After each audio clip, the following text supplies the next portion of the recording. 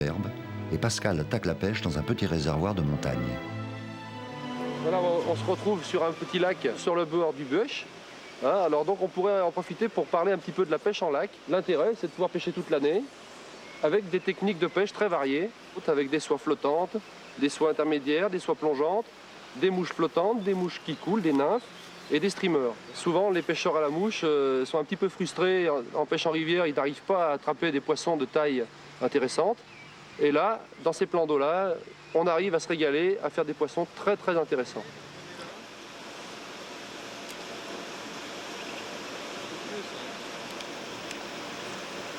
Un de nos caméramens va attendre patiemment qu'une truite gobe la mouche artificielle pendant que l'autre filme Pascal en plan large.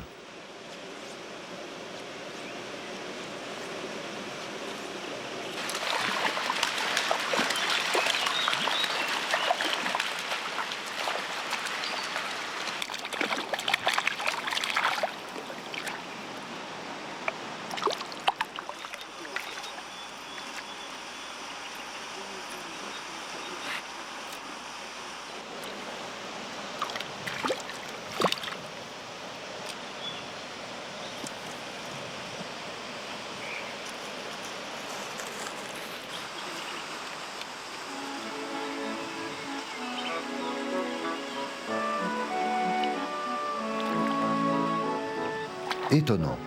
Regardez le lézard qui veut lui aussi attraper la mouche artificielle parce qu'elle imite parfaitement un insecte de la région.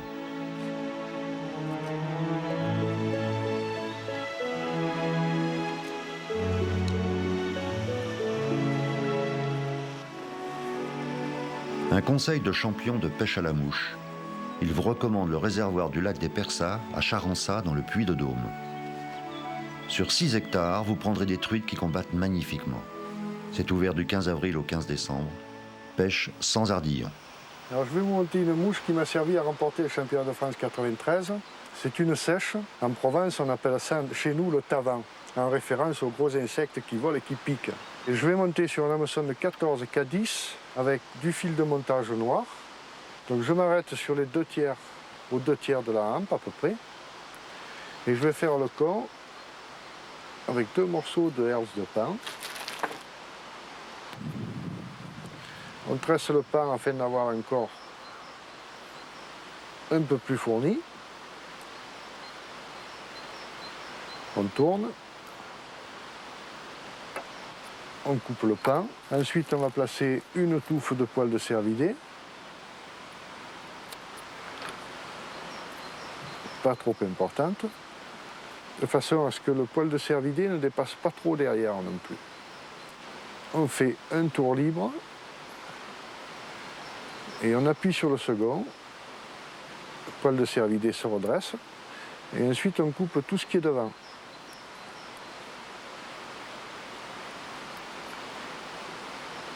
On ne met pas trop de colle, parce qu'elle monte par capillarité, le poil de cervidé est en creux bien sûr. Ensuite on va placer un toupet. Là, ça va être uniquement pour voir la mouche et pour avoir la possibilité de faire le montage parachute. Vous allez voir que ça aide.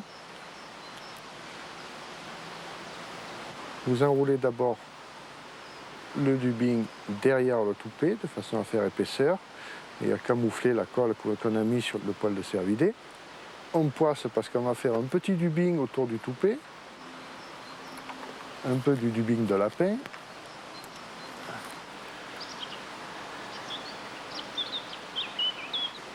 Voilà.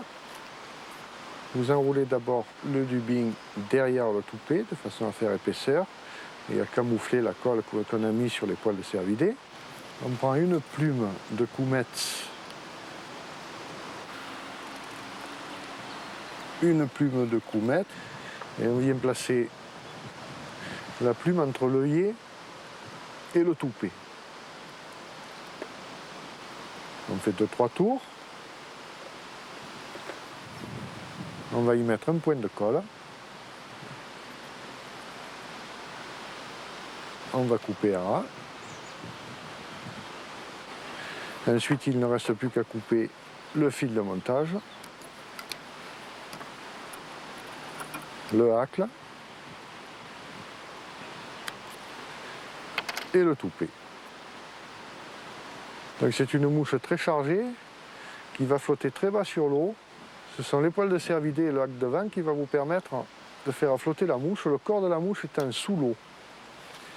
Il faut l'agresser parce que bien sûr c'est une mouche qui est chargée et en matériaux et en colle en plus, vous l'avez vu. Et voilà, la mouche est terminée.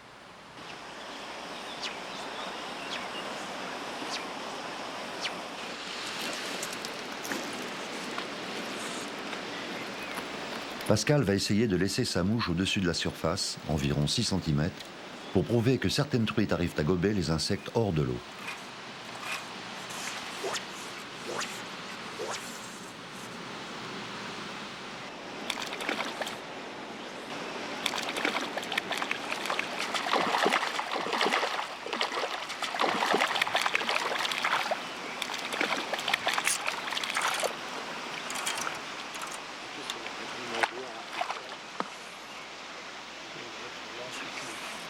Dans le fond, derrière moi.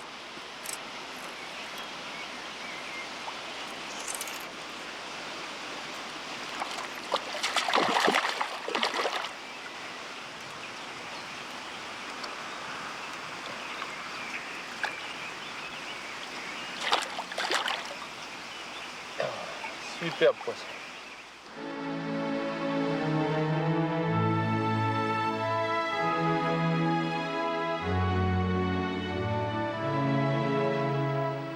Remontons dans le temps, dans ces montagnes de la Drôme. Nous sommes aux sources du torrent quelque temps avant que Pascal et Patrick ne pêchent. Le gel se faisait durement sentir. 3 semaines après, il restera de la neige sur l'herbe et encore quelques glaçons. Les derniers que le soleil va faire fondre rapidement. Il n'empêche, ce matin, le froid est là.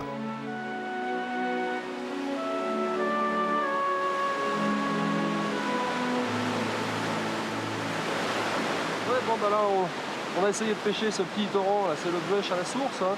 C'est une rivière déjà très rapide, très encaissée. Et Patrick est en train de pêcher avec le système toujours à 2 mouches, une nymphe et une sèche comme témoin. Il est en train de faire la cascade. Ça peut marcher, c'est un poste évidemment très connu. Hein. Sous les cascades, il y a toujours des poissons. Mais ça paraît quand même difficile de prendre des poissons vu le bouillon. Ça, c'est vraiment la pêche en eau très rapide. Alors, nous, dans nos régions, on n'a pratiquement que des eaux rapides. Donc on est obligé de s'adapter. Et puis petit à petit, le biotope s'est dégradé. On s'aperçoit que le poisson se nourrit énormément sous l'eau. Et en confrontant les idées avec des amis, on est arrivé à la solution à pêcher à 2 mouches. C'est passionnant de voir un poisson posté, de le prendre avec une nymphe. Mais quand on ne peut pas, on pêche à 2 mouches, donc on a un témoin.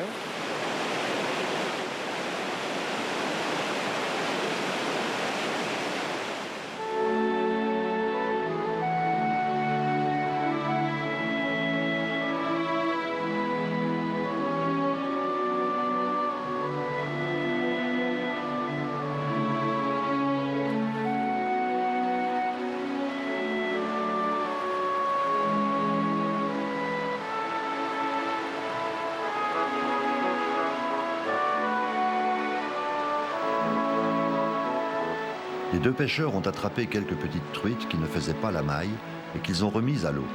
Mais décidément, le torrent est trop froid aujourd'hui à cette altitude.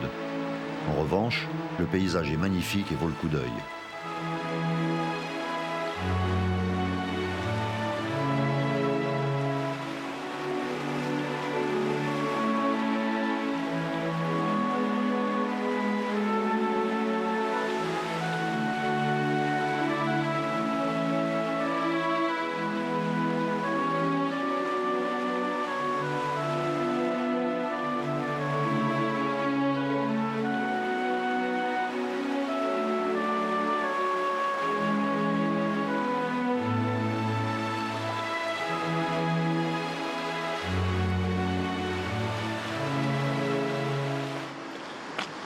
Alors Patrick Patrick est fatigué.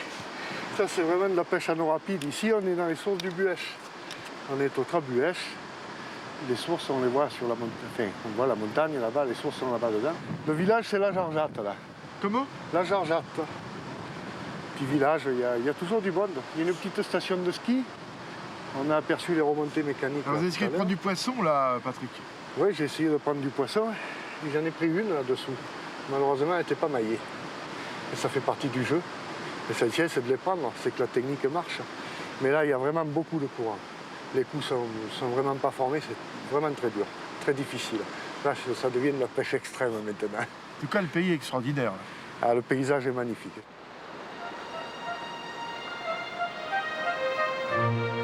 Quelque temps plus tard, Pascal, bientôt suivi par Patrick, redescend le Buëch pour tenter de réussir une belle pêche, et la chance va leur sourire tour à tour.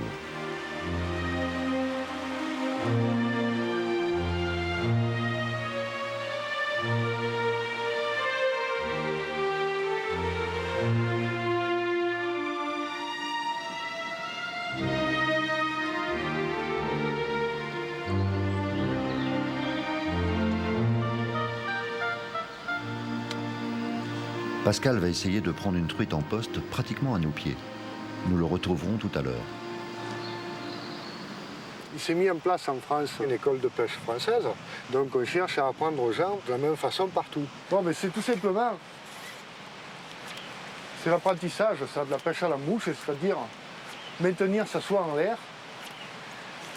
Disons que c'est le plus important. Le poser vient bien après. La précision, elle s'acquiert lorsqu'on a Et le poignet, le geste technique. Le poignet ne bouge pas, c'est la clavicule qui bouge. Et on tient la poignée entre le pouce et l'index. Il y a plusieurs écoles d'ailleurs. Pouce index sur la poignée, ou simplement on pointe. Lorsqu'on a une canne pas très puissante comme la mienne, et qu'on fait de la cible, disons de la précision, pas très loin, je pense que c'est mieux, parce que ça apprend aux gens à directionner la canne vers la cible. Et je pense qu'on a plus de précision comme ceci. Et après, c'est sûr qu'avec l'expérience, on revient vite à ceci. Et on s'entraîne sur l'herbe. Et on s'entraîne sur l'herbe, sur des cibles qui sont supposées être des gobages, tout simplement, sur une eau plate. Et là, j'en ai une. Là, j'en ai une belle, même. Plus c'est le tir.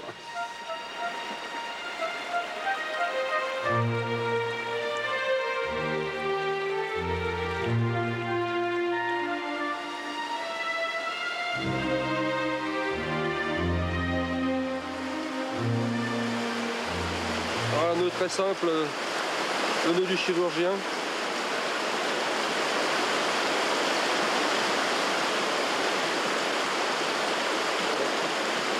Un nœud très solide, ça va très très bien.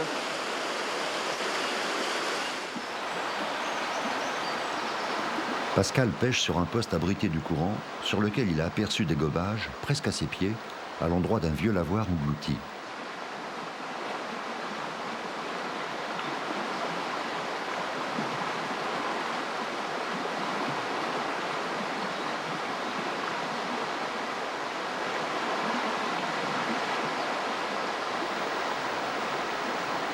Il emploie la technique très précise de l'arbalète.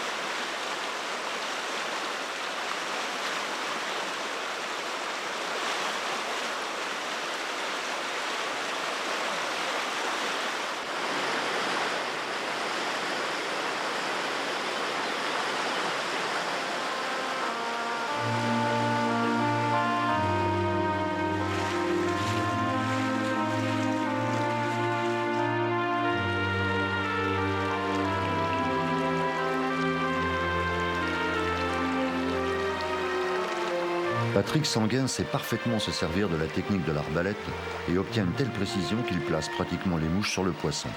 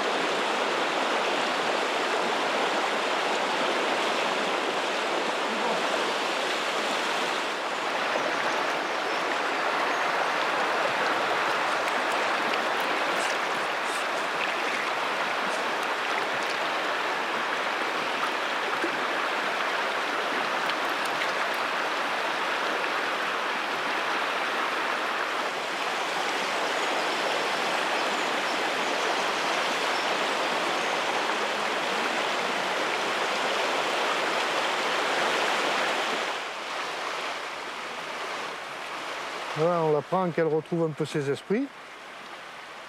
Et puis elle va repartir doucement, doucement. Là voilà. Et elle retrouve sa liberté.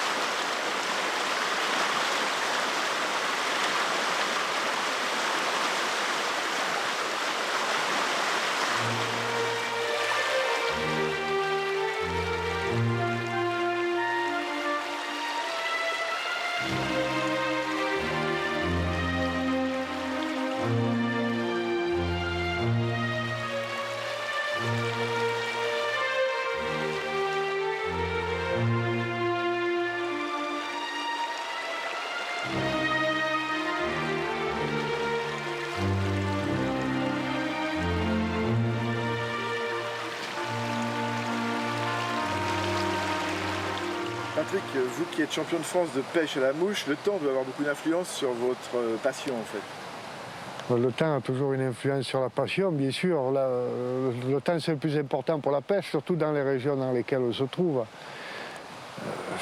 La pluie, la neige, le vent. Il y a un dicton qui dit « vent du nord, rien ne mord ». Le vent influence beaucoup le pêcheur. Énormément, énormément, surtout dans la pêche en lac. S'il n'y a pas de vent, c'est terrible, c'est très très difficile. Quand il y a du vent, ça gêne un peu le pêcheur, mais ça favorise la montée des poissons. Et la neige pour aller à la pêche? La neige royale. La neige, c'est sympa. Bon, il y a beaucoup de pêcheurs qui savent, et surtout les moucheurs, lorsqu'il neige, on voit les gobages. Et souvent, les truites montent sur les flocons de neige. C'est une belle histoire. Ah oui, c'est sympa ça. C'est pas pour ça qu'on en prend après quand on pêche en sèche. Je sais pas, je pense qu'elle s'amuse plus d'ailleurs qu'autre chose, hein, parce que une fois, deux fois, elle doit bien s'apercevoir que c'est pas comestible. Les crapauds, quand on les voit qui zigzaguent sur les chemins là, le soir, eh bien, on peut dire que le lendemain il pleut. Là c'est vrai. Et quand on les voit pas, eh c'est le beau temps. Mais quand on les voit, surtout le soir, qu'on les voit sur les chemins, qu'on les voit, ben, dans 2-3 jours ou au lendemain, ou même dans la nuit, il pleut. Voilà. Là c'est vrai. Merci Jean.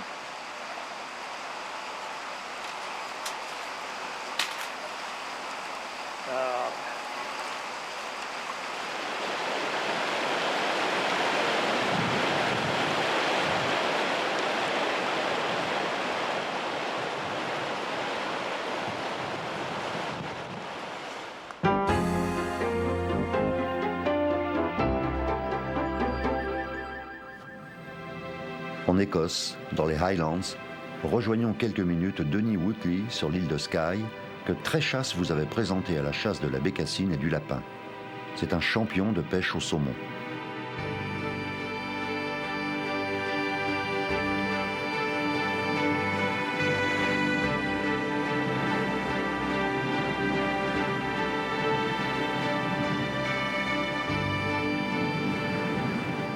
On est au nord-ouest, totalement au nord-ouest. On est au nord-ouest de l'Écosse. Sur Skye, il y a de très bonnes rivières aussi.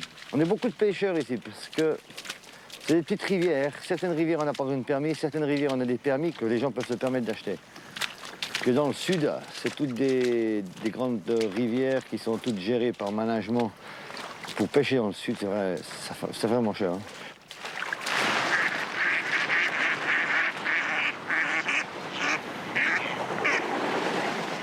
C'est pour les moustiques, vous fumez le cigare?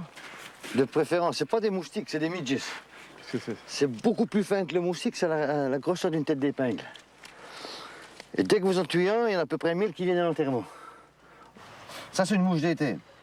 Par contre, j'ai des mouches d'hiver qui sont beaucoup plus grandes.